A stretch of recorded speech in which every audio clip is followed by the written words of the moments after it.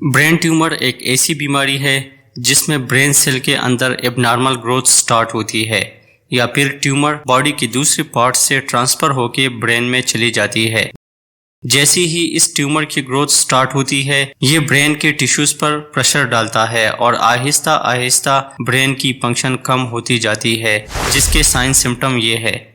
مریض کو دوڑے آنے لگتے ہیں جس کو ہم فٹس کہتے ہیں، وومٹنگ آنا، بیہیویئر کا چینج ہونا، بولنے اور سننے میں مسئلہ آنا، باڈی کا بیلنس کھو جانا، سر درد کا آنا، باڈی کا ایک سائیڈ پیرالائز ہونا، آئی سائٹ کا ویک ہونا، باڈی میں ویکنس سٹارٹ ہوتی ہے اور سوشل ایکٹیویٹی سے خود کو دور رکھتا ہے۔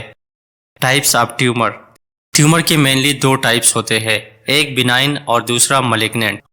بینائن ٹیومر کو ہم نان کینسرس ٹیومر بھی کہتے ہیں۔ یہ ٹیومر دوسری پارٹس میں ٹرانسفر نہیں ہوتا بلکہ ایک اسپیسیفک جگہ پر ہوتا ہے۔ ملیگننٹ ٹیومر۔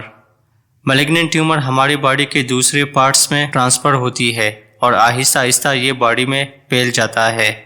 بینائن ٹیومر کو آسانی سے سرجیکلی ریموو کیا جا سکتا ہے اور یہ دوبارہ واپس نہیں آتا، جبکہ ملیگننٹ ٹیومر دوبارہ واپس آ سکتا ہے۔ کازز۔ برین ٹیومر زیادہ تر مردوں میں پیدا ہوتی ہے، جس کی بڑی وجہ ہے کہ مرد ہمیشہ گھر سے باہر ہوتے ہیں، جس کا سامنا مختلف چیزوں سے ہوتا ہے، جیسا کہ ایکس رے ریڈیشن، جو کہ ایک بہت کامن کاز ہے ٹیومر کی۔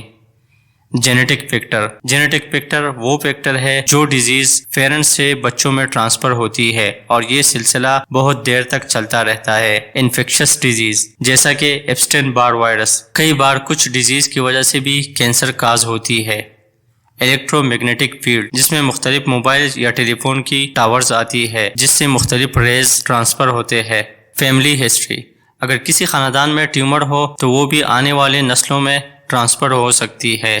ربر اور پیسٹی سائیڈ بنانے والی کمپنی کے مزدوروں کو بھی کینسر ہوتی ہے۔ ٹریٹمنٹ۔ برین ٹیومر کو انیشیل سٹیج میں اگر ڈائگنوز کیا جائے تو آسانی سے اس کا علاج ہو سکتا ہے۔ برین ٹیومر کو ریموو کرنے کے لیے ٹیناٹمی پروسیجر کی ضرورت ہوتی ہے، جو سرجیکلی اسکل کو کاٹ کے اوپن کیا جاتا ہے، اور ٹیومر کو ریموو کر کے ریڈیو تھراپی اور کیمو تھراپی کا بھی سہارا لیا جاتا ہے تاکہ ٹیومر کو ہمیشہ کے لیے ختم کیا جا سکے۔ کچھ ڈاکٹرز آج کل ویکسین کو بھی اسٹڈی کر رہے ہیں جس کو ریکرنٹ کینسر کے لیے یوز کرنا پڑے گا۔ تب تک کے لیے اللہ حافظ۔